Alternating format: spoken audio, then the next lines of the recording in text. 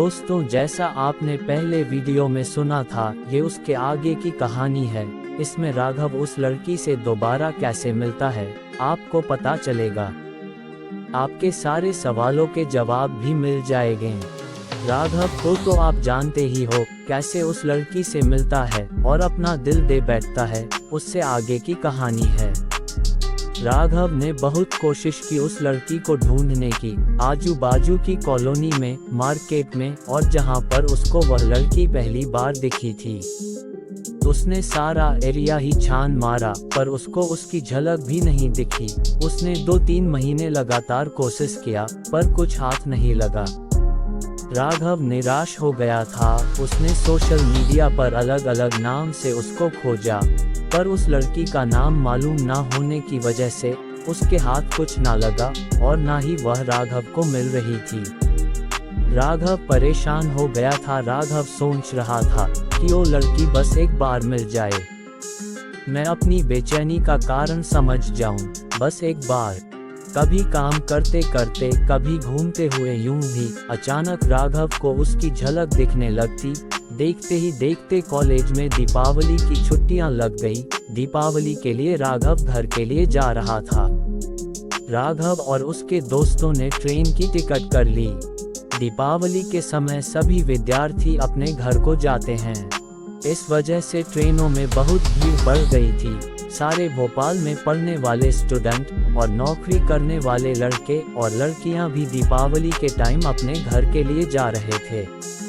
Train में बहुत ज़्यादा भीड़ थी। ट्रेन के गेट से अपनी सीट तक पहुंचने में कम से कम 15 मिनट का समय लगता। ट्रेन में पैर रखने तक की जगह नहीं थी। इतनी भीड़ में राघव और उसके दोस्त ट्रेन में तो जैसे तैस चढ़ गए, पर अपनी सीट तक नहीं पहुंच पाए। ट्रेन चलने लगी। जैसे ही राघव भीड़ में थोड़ा अंदर की ओर बढ़ा, उससे लगा कि जैसे प्लेटफॉर्म पर वही लड़की खड़ी हो जिसको राघव ने उस दिन देखा था। राघव पूरी कोशिश करते हुए ट्रेन के गेट पर पहुंचता है और देखता है वह लड़की प्लेटफॉर्म के दूसरी ओर खड़ी ट्रेन में बैठ रही है। उस वक्त राघव को उसका चेहरा नहीं दिखता, पर राघव को उसके होने का एहसास होता है। जैसे ही राघव एक पल को सोचता है, मैं ट्रेन से उतर जाऊं, इतनी में ट्रेन बढ़ने लगती है। जैसे ही वह लड़की अपनी सीट पर बैठती है, राघव को खिड़की से उसका चेहरा दिख जाता है। राघव को कंफर्म हो जाता है ये तो वही लड़की है। राघव उस ट्रेन का नंबर नोट कर लेता है। भीड़ इतनी अधिक होती है कि राघव नेट पर उस ट्रेन का रूट सर्च नहीं कर पाता है। राघव के मन में एक नया उत्साह दौड़ जाता है।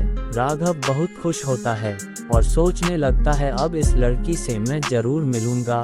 दीपावली की छुट्टी के बाद मैं जरूर इसको ढूंढ लूंगा। अगर राघव की ट्रेन आगे नहीं बढ़ती तो राघव बिल्कुल ही ट्रेन से उतर जाता और उस ट्रेन में चढ़ जाता। पर राघव की ट्रेन स्पीड में चलने लगी और राघव कुछ नहीं कर पाया। राघव दीपावली से वापस आने का बस इंतजार करने लगा और सोचने लगा, इस बार मैं घर से जल्दी ही वापस आऊंगा। राघव जब ट्रेन नंबर सर्च करता है तो पता चलता है ये जबलपुर भोपाल इंटरसिटी एक्सप्रेस है, जो भोपाल से जबलपुर के लिए चलती है। राघव जबलपुर से भोपाल चलने वाली सभी ट्रेनों का रूट और समय याद कर लिया था। लड़की को ढूंढने की कोशिश करने के लिए दीपावली के दूसरे ही दिन ही राघव वापस आ जाता है। जबलपुर से भोपाल आने वाली ट्रेनों के समय पर राघव प्लेटफॉर्म तक आता है और उसको रोज खोजता है। ऐसा करते हुए लगभग 10 दिन हो जाते हैं। राघव अब फ्रस्ट्रेटेड होने लगा था और सोचता है कोई तो उपाय मिल जाए, उसका नाम ही पता चल जाए, कुछ तो ऐसा हो जाए कि मैं एक बार उससे मिल पाऊं। बहुत कोशिश करने के बाद राघव उस लड़की को मिलने की इच्छा छोड़ देता है और इधर उधर आवारा की तरह घूमना भी बंद कर देता है। एक दिन राघव जब मार्केट जा रहा होता है, तब सिटी बस में उसको उस लड़की का चेहरा दिखता है। वह लड़की बस में कहीं जा रही है। राघव बस का पीछा करता है। लड़की न्यू मार्केट में उतर जाती है। राघव भी उसके पीछे पीछे न्यू मार्केट में घूमता है। राघव को समझ नहीं आ रहा था कि वो उससे बात कैसे करे। उसको जानता भी नहीं है और राघव की सीधे जाकर बात करने की हिम्मत नहीं हो रही थी। वह जल्दबाजी नहीं करता है और उसके घर तक उसका पीछा करता है। उस दिन राघव को उसकी गर्ल्स हॉस्टल का पता चल जाता है। सानिया सोच रही थी कि ये कौन है। सानिया ये नोटिस कर लेती है कि उसके पीछे कोई लड़का न्यू मार्केट से उसकी हॉस्टल तक आया है। राघव को थोड़ा अजीब लगता है, पर राघव तो बस दोस्ती करना चाह रहा था।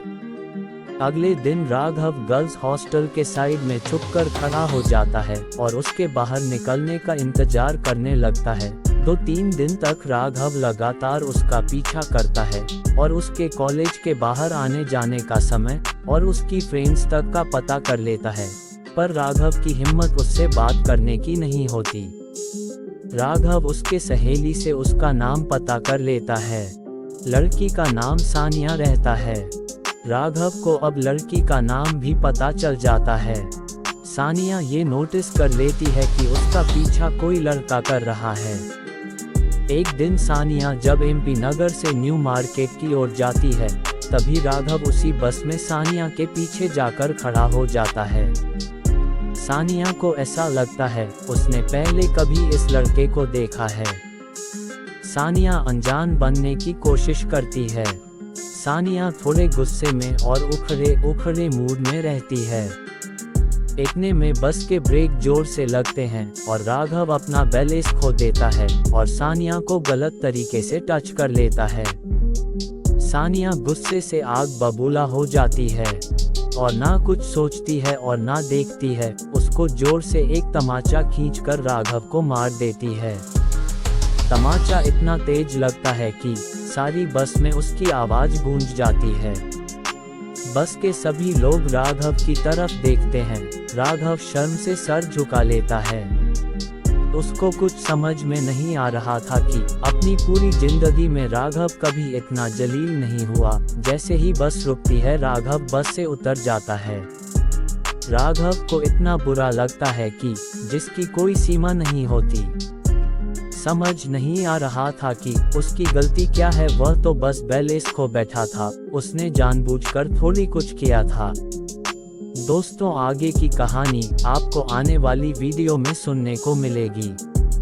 राघव का क्या हुआ, राघव सानिया की दोस्ती हुई कि नहीं, सानिया आखिर इतने गुस्से में क्यों थी, इन सारे सवालों का जवाब आपको पहली की वीडियो में आगे मिलेगा।